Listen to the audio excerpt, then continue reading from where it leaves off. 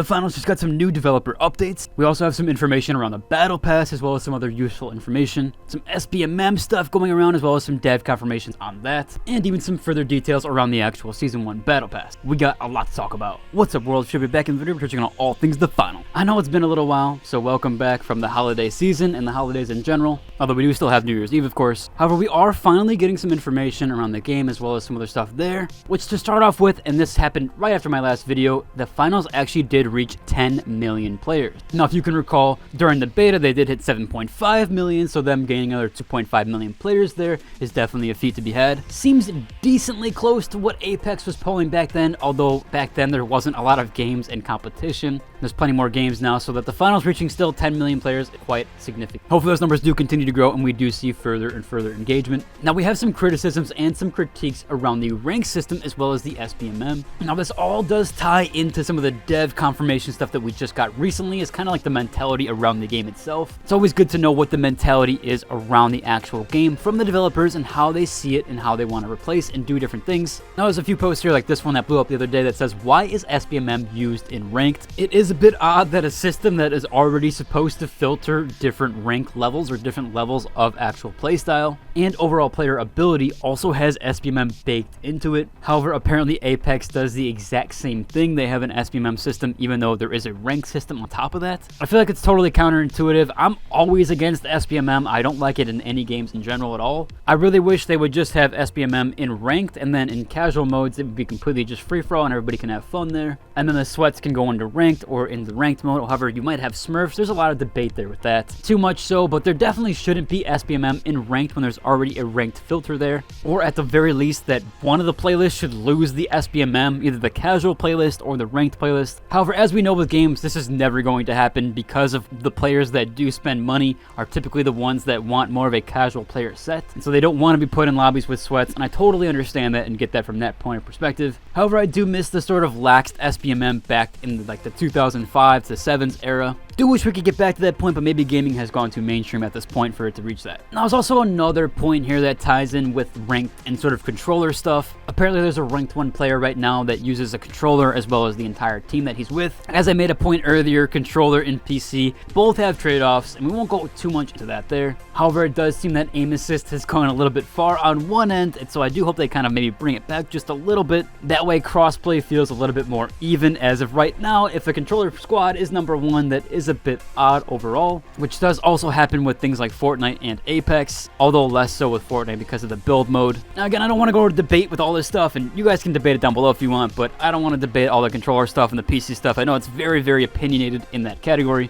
However, overall, it does seem that crossplay is fairly balanced aside from maybe this example here. Now, how does this exactly tie into the developer mentality overall? Well, we do have a post here from Embark Dusty on Discord. Now, this was in a reply chain of a bunch of people talking about wanting competitive stuff being changed, SBMM, things like that, and how competitive play was being handled. So in a reply here to kind of all that big chain here, he said, our first priority is smooth performance, safe and fair gameplay, and getting things working right. We didn't make the finals to be competitive from the start. We see a lot of potential, but you gotta crawl before you can run, and trying to come out as a competitive right out of the gate would have been a huge flaw. The agenda is fun first. And I'm super happy to hear this because a lot of games try to go to the competitive aspect. They try to push out the gate the esports right away. Oh, this is going to be an esport title. We're going to do esports. A big game I could think of is like Halo 5 era, trying to put it out like, oh, this is going to be a big esport title. When the original Halos 1, 2, and even 3, and even really Reach were never meant to be competitive, just fun games in general. So I'm super happy to hear that this is the mentality, is fun over competitive, as they should never focus on competitive, at least in the beginning.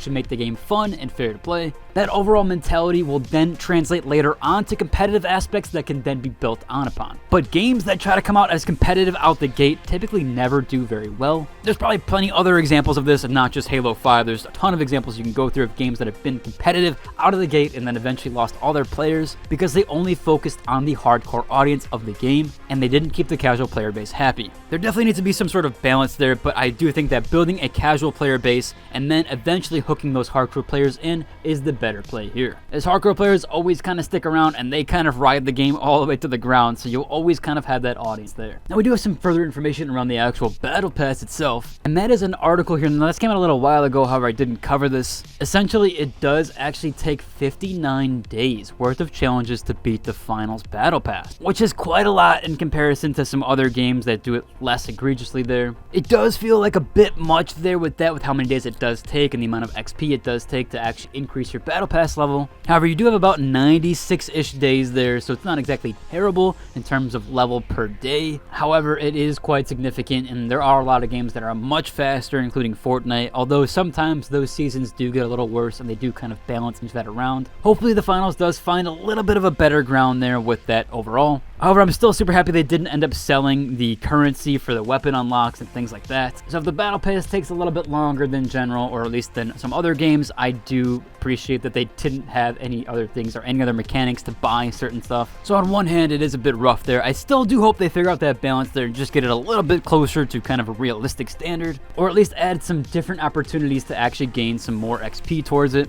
All in all, it is their first season, so they do have to get that balance sort of right out of it, so we'll see how that does translate to season 2. Now, last minute mentionable here is actually pretty cool and some really useful information. Now, this is an image of the last chance to steal a cash out in a regular cash out game mode. Now, that one is about a 14-degree angle. However, we do also have the overtime one here as well. Now, this is the last possible moment to steal if the cash out was started with 01 on the clock, which is the very last possible scenario in overtime. It is about a 30-degree angle that you will need to start trying to steal the cash out in order for you to make it before the cash out ends. Again, some pretty cool infographics here, because this really will help with like kind of timing things with that. It was always kind of hard to tell when you had like the last chance to actually steal something, or if it was even worth to go for that cash out. This will definitely help, especially if you have them like on a second monitor, or even like you can alt tab to them and kind of see. I'll include a link down below to the Reddit post so that you can actually see these pictures. Now, as they go on here to say, with the overtime, there is no possible clear answer that can be given for the overtime cash out, as they are not all the same length and are actually dependent on how much time is left in the round. Now, as they disclose here, the second image here, the one with the 30-degree angle, is actually the worst case scenario, so that way you can divvy up. If it's less than 30 degrees, no matter what, no matter the time, you should be able to steal it. Again, I'll include links to everything I talked about down below. And also, of course, we didn't see a patch as of yet, so if there is any patches or updates, I will be sure to cover that in the future. Seems like most people, including myself, took a little bit of a holiday there and took a time off. So of course, as always, do give them time there with that. We'll have to see what happens within the year 2024. Hopefully it's a better year for a lot of people.